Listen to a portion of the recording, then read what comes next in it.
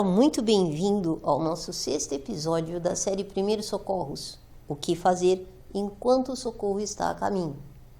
Eu sou a doutora Trícia Jorge e hoje nós vamos falar sobre eventos comuns do dia a dia que podem fazer qualquer um ficar desesperado. Mas calma, a gente está aqui para te ajudar. Vamos aprender para poder ajudar. Vamos falar no primeiro bloco sobre desmaios. Quando alguém desmaia perto da gente, a gente fica desesperado. Todo mundo grita, todo mundo fala, cada um tem uma ideia mais mirabolante do que o outro. Não raro as pessoas estão tão ansiosas, tão nervosas, começam a brigar entre elas. E a coitada da vítima fica sem apoio. Mas calma, a gente está aqui, vamos repassar passo a passo para você aprender. E também já salva e compartilha esse vídeo para a segurança de todos nós. Quanto mais pessoas estiverem treinadas, mais seguro para todo mundo da comunidade. Concorda? Então já salve e compartilha com a pessoa que é importante para você. E a pessoa que também que mora ou está junto de pessoas de mais idade ou com outros problemas ou com comorbidades clínicas, é bom já assistir e compartilhe esse vídeo. Quanto mais pessoas souberem o que fazer, mais seguro estamos todos nós. Então, já salva. Se tiver dúvida, você pode rever esse e os capítulos anteriores também.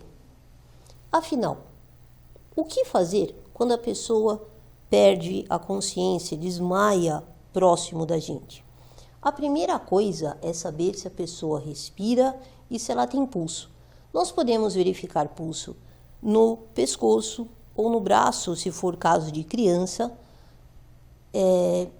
Mas se você tem dúvidas sobre isso, dá uma olhada nos episódios anteriores que a gente deixou tudo muito bem explicadinho. Você pode ir lá rever e voltar para esse episódio de hoje, ok? Hoje nós vamos assumir que o paciente, a vítima, apenas desmaiou. Ela tem pulso e ela respira, ok? Afinal, qual é a primeira coisa a fazer? Verifica pulso, verifica a respiração. Então, a pessoa desmaiou e ela tem pulso, nós vamos deitar essa pessoa num local confortável e seguro. Se atente para que esse local não ofereça risco nem para você, nem para a vítima.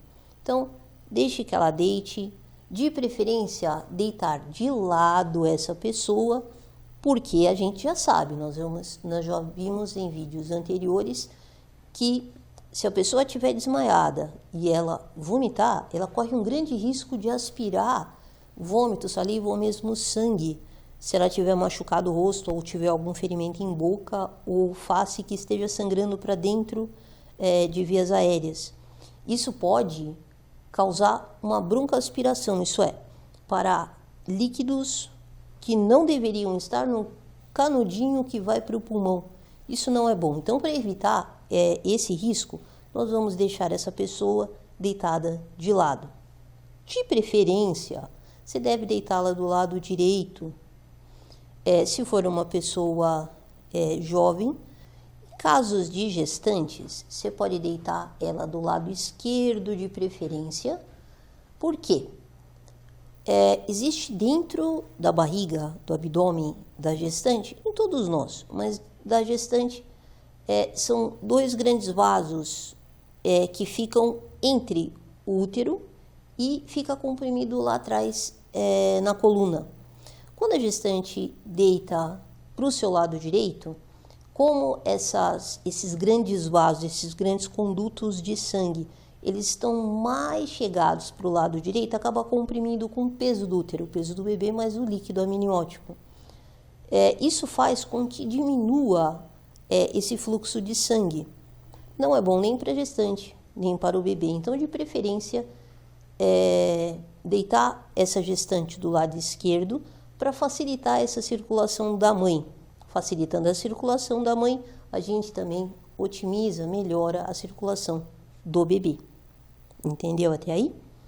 Em casos de pessoas com problema cardíaco, doença cardíaca, você pode deitá-lo do seu lado direito da pessoa, para deixar a parte do coração mais solta, mais livre. Entendeu a diferença? Na hora eu não lembro, eu estou nervoso, eu não sei, apenas deite a pessoa de lado. Nós temos uma posição de recuperação que foi bem explicadinha no vídeo de RCP, de reanimação cardiopulmonar para adulto. Você pode ir lá e dar uma checada também. Também, além de deixar essa vítima deitadinha, de lado para evitar broncoaspiração, devemos manter num local ventilado para que essa pessoa possa ventilar. Ela já está desmaiada, já não está numa condição otimizada. É necessário que haja circulação, abra a janela, a porta, se tiver um local muito quente, leve para um local mais fresco, mas deixe essa pessoa respirar. Outra coisa que acontece muito é a pessoa estar no chão e 10 rostos em cima dessa pessoa respirando sobre ela. Não faça isso, a pessoa já está numa condição não otimizada, afaste um pouquinho, deixe ar livre para essa pessoa respirar. Se a pessoa estiver quase desmaiando, ela está meio zonza, está meio tonta, ou se ela estava desmaiada e ela já começou a apresentar algum movimento, nós podemos deitar essa pessoa de barriga para cima, já que ela já tem consciência, para o caso do refluxo, ela consegue se proteger com tosse. Para vocês entenderem, a tosse é um mecanismo de segurança de quando existe qualquer coisa que não deveria estar muito próximo do canudinho que leva o ar. Então, o reflexo da tosse é um meio de segurança. A pessoa não consegue usar esse reflexo quando ela está desacordada, inconsciente. Mas quando ela começou a se mover, ela já está meio zonza ainda não consegue se levantar, está com algum mal-estar, mantenha essa pessoa de barriga para cima, eleve as pernas, altura de uma cadeira, ou mesmo se você estiver num lugar onde você não tem um apoio, segure essas pernas elevadas e mantenha assim até a ambulância chegar. Lembre-se de acalmar essa vítima, sempre falando palavras de apoio e palavras positivas. Evite discussões nessa hora, não vai ajudar em nada. Agora vamos falar sobre convulsão, que também é bastante assustador. Muito parecido com o caso de desmaio, a grande diferença é que além da perda de consciência, a pessoa fica se debatendo. Existem contrações musculares muito intensas e a pessoa se debate.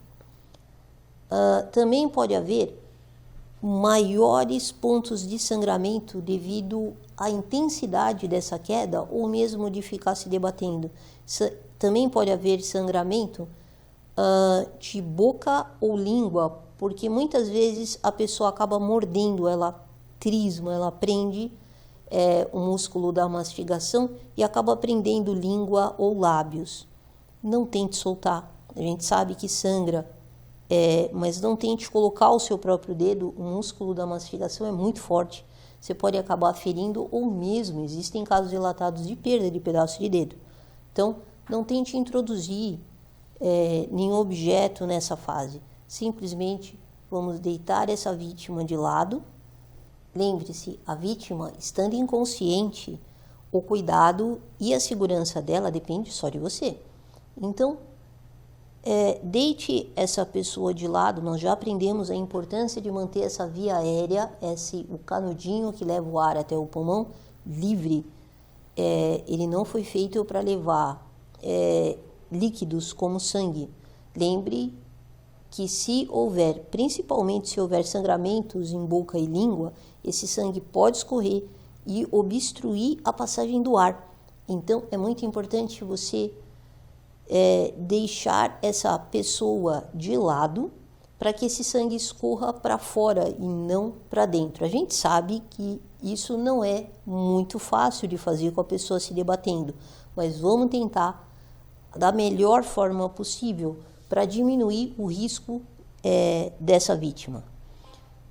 A vítima em convulsão, ela se debate muito. Essas convulsões são muito intensas, muito fortes. Não tente prender. A ideia aqui é você deixar ela de lado, ela vai estar se debatendo. Você deve proteger principalmente cabeça e pescoço com apoios fofinhos, Serve travesseiro, almofada, a sua própria jaqueta, blusas de lã, toalhas, alguma coisa que apoie, evite que ela fique batendo a cabeça em objetos ou mesmo no chão, piorando ainda mais a situação. Também devemos colocar outros apoios, se for necessário, atrás de braços, pernas, afastar tudo que possa machucar essa vítima. Lembrando, a pessoa perde consciência em locais assim inimagináveis. Muitas vezes existem próximo máquinas, ferro quente, fios elétricos, mesas de vidro, tudo isso tem que ser afastado dessa vítima e para sua segurança também. Não tente prender de forma alguma braços, pernas, principalmente cabeça. Ela vai estar em convulsão. Essas contrações são bastante intensas. Você vai apoiar essa cabeça e não vai prender. Se você prender com muita intensidade ou evitar que ela faça uma contraforça dessa contração muscular, você pode até mesmo quebrar. Existem casos de fratura de braço, perna, por conta de alguém que fez muita força para conter. Nós não vamos conter a convulsão, nós só vamos manter a via aérea dessa pessoa livre, deitando ela de lado e colocando apoios para que ela mesma não se machuque. No caso de convulsão, existe uma pergunta muito importante que o atendente vai te fazer quando você ligar para o 92 ou mesmo 93. Ele vai te perguntar se essa convulsão ela é recorrente, se ela acontece várias vezes, se essa pessoa já teve outras convulsões ou essa é a primeira convulsão. Isso clinicamente faz muita diferença. Não cabe para nós agora debater sobre essas questões, mas lembre-se apenas de responder da forma mais simples e dentro daquilo que você sabe.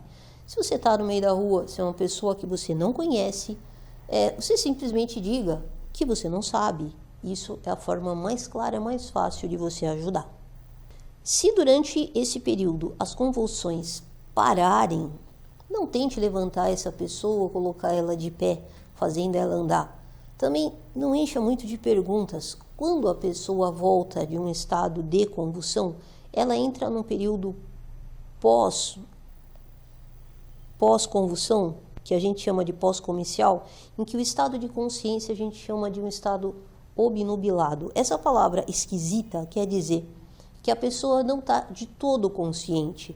Ela volta a balbuciar alguma coisa, algumas vezes meio desconexa, ou fazer alguns movimentos meio desconexos.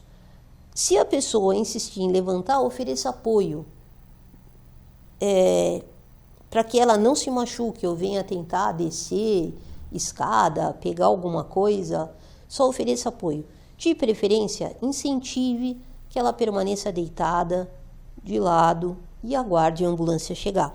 Nessa hora também, não tente dar nada para a pessoa beber. Algumas pessoas tentam dar água, chá calmante, água com açúcar. Não está na hora de dar nada. Essas convulsões, elas são tão intensas, tão cansativas, que existem autores que calculam que pode ser comparado ao trabalho exercido muscular numa meia maratona. Então, é muito cansativo. A pessoa retorna muito cansada.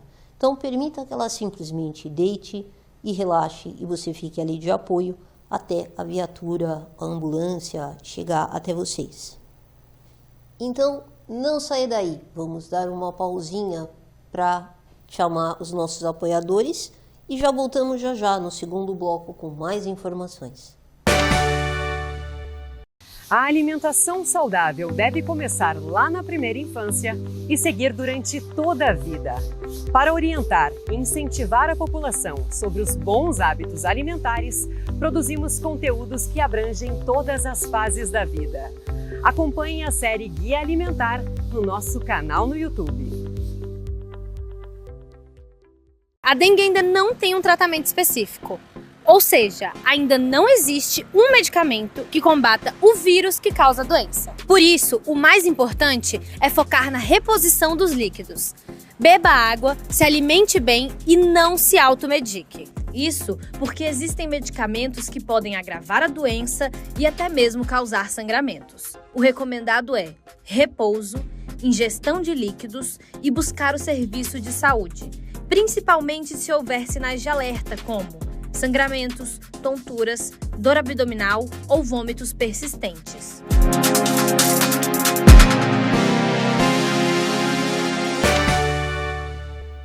Agora nós vamos falar sobre sangramentos. Alguns sangramentos acontecem espontaneamente, isso é, sem ferimento.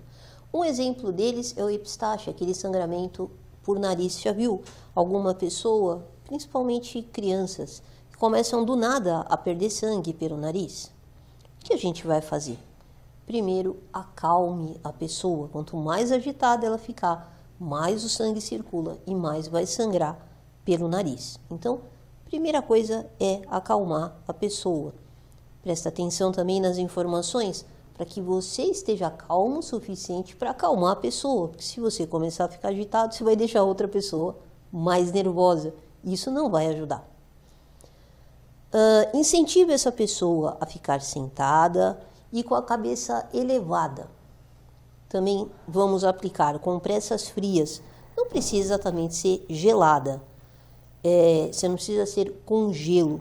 Apenas uma água fria sendo aplicada em testa e nariz. Vamos deixar os buraquinhos no nariz, as narinas, livres. Tanto para se a pessoa quiser inspirar pelo nariz, tanto para o sangue, se tiver que ser expelido pelo nariz. Acontece, algumas vezes, do sangue se acumular dentro da cavidade nasal, coagular e essa pessoa expelir, cuspir ou mesmo assoar e sair placas, blocos de sangue coagulado. Isso é assustador. Mantenha calma, o sangue realmente, a própria cor dele já assusta. Mas mantenha calma, a situação não é tão ruim assim. Não fique desesperado para não desesperar ainda mais a vítima. Também é importante levar essa pessoa para um ambiente mais fresco. Se for possível, um local sombreado ou mesmo com ar-condicionado. Por quê? Algumas pessoas, uma outra pessoa, pode nascer com algum fator de problema de coagulação ou alguma doença adquirida ao longo da vida, um problema no sangue, da coagulação do sangue. Mas a imensa maioria dos casos de sangramento pelo nariz, elas são derivadas de dilatação do vaso. Algumas pessoas já nascem assim, é uma diferença da pessoa, com vasos muito, muito próximos da superfície da mucosa. O que é a mucosa? A pelezinha que cobre a parte da cavidade nasal. Então, elas nascem com esses vasos muito, muito próximos da pele. Quando acontece alguma coisa que esse vaso se dilate, por exemplo, ambientes muito quentes, ou se a pessoa estiver muito nervosa, esse vasozinho dilata e nessa dilatação ele acaba deixando o sangue jorrar para fora da mucosa. Fora da mucosa do nariz, vai cair na cavidade do nariz e vai cair para fora do corpo. Claro, aí a gente vai ver o sangramento. É um tanto assustador, ainda mais se a gente não estiver acostumado com sangue, mas mantenha calma, só mantenha a pessoa tranquila e no ambiente fresco e troque as compressas para manter a pele da testa e sobre o nariz mais fresquinho. Aguarde o socorro. Outro tipo de sangramento que nós podemos fazer muita diferença agindo no local é o sangramento por varizes. Você já deve ter visto alguma pessoa que tem grandes vasos saltados nas pernas. Acontece muitas vezes da pessoa coçar ou bater, raspar aquilo ali mesmo sem querer, ou muitas vezes não fazer simplesmente nada e aquilo sangra, de algumas vezes até espirrar longe. Mantenha a calma e vamos aprender o que fazer. Tudo que nós precisamos fazer nesse caso é conter esse pontinho de sangramento. Em geral, 0,2 a 0,3 milímetros a abertura, que faz um sangramento horroroso. Não raras vezes eu já vi idosos descompensarem e pararem na UTI porque perderam muito sangue por uma coisa muito simples. Só um pontinho de sangue que qualquer pessoa conseguiria evitar uma tragédia desse tamanho. De uma pessoa de um pontinho de sangue acabar numa UTI. Então, de que forma a gente vai conter esse sangramento? Como é que a gente vai parar esse pontinho que jorra sangue para todo lado? Vamos comprimir esse pontinho. Aí tem duas questões. Manter esse pontinho aberto, limpo, e também evitar o contato com sangue dessa vítima, desse paciente. Principalmente se é uma pessoa desconhecida para você. Você não pode adivinhar só olhando para a pessoa o que contém ou não no sangue. Então, a gente deve tomar ambos os cuidados. Tanto proteger de uma infecção a vítima, tanto proteger você do contato desse sangue. Então, qual é a primeira coisa que a gente vai fazer? Vamos lavar bem água e sabão nas mãos. Lave suas mãos muito bem. Se tiver unhas grandes, tenha mais atenção à parte das unhas. Mas lave muito bem suas mãos. Lembra, a pessoa ainda está lá sangrando, a gente ainda não fez nada. Então, faça isso de uma forma rápida, ágil. A segunda coisa, procure luvas. Serve luva de procedimento se você tiver em casa. Serve luva de estética. Muitas mulheres têm luvas para procedimento estético em casa. Serve também. Você vai calçar essas luvas e com a ponta do dedo você vai comprimir aquela areazinha que sangra. A compressão deve ser forte o bastante para conter o sangramento, leve o bastante para não machucar essa pele. Então, simplesmente apoie aquele ponto de sangramento e contém aquele sangramento enquanto a ambulância está a caminho. Tá, mas eu estou no meio da rua, eu estou no ambiente, ou estou mesmo na minha casa e eu não tenho luva nenhuma. O que eu vou fazer? Voltamos para o primeiro passo, lave bem suas mãos. Você pode buscar um pedaço de tecido limpo e não muito volumoso. Ele vai ter que ser volumoso o suficiente para evitar que ele encharque e o sangue chegue até sua pele. Ele vai ter que ser fino o suficiente para que você, comprimindo esse tecido chegue a comprimir esse pequeno buraquinho que está por onde está saindo esse sangue todo e contenha esse sangramento. Então, preste bastante atenção que nesse caso a compressão vai ser um pouquinho maior, porque a gente vai ter que vencer a resistência desse tecido. Uma coisa que nós não devemos fazer, não faça de forma alguma com sangramento, nem desse tipo, nem sangramentos de outro tipo. Usar tecidos muito volumosos, tecidos felpudos, por exemplo, toalhas de banho, toalha de rosto, panos de prato. Por quê? Esse tipo de tecido, ele foi feito para acumular líquido, ele foi feito para sugar líquido. Lembra, o sangue é líquido.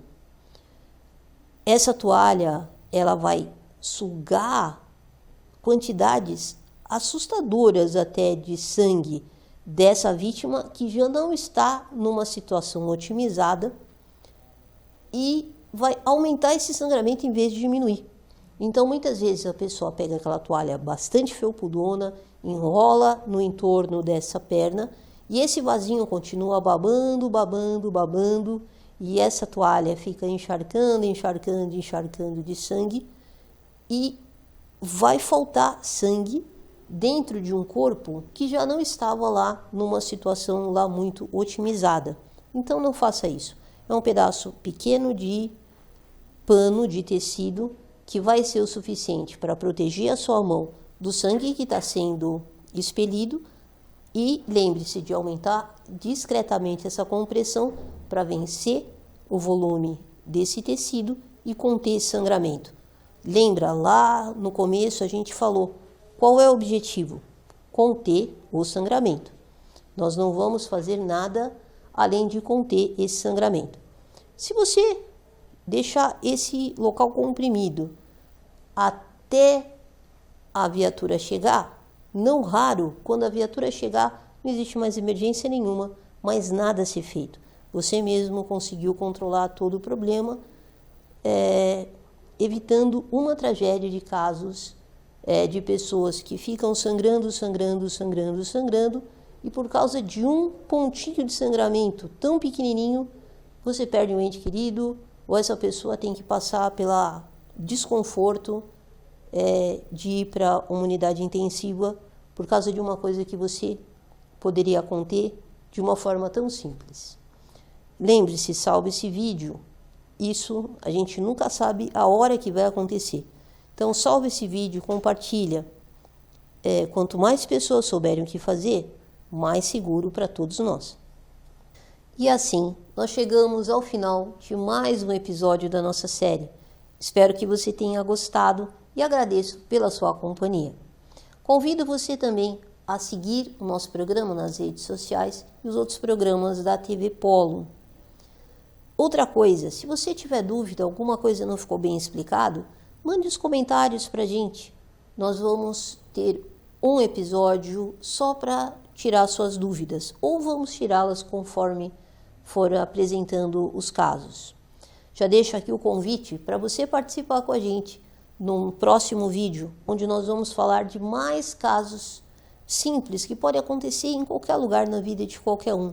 Vamos aprender para poder ajudar. Até mais.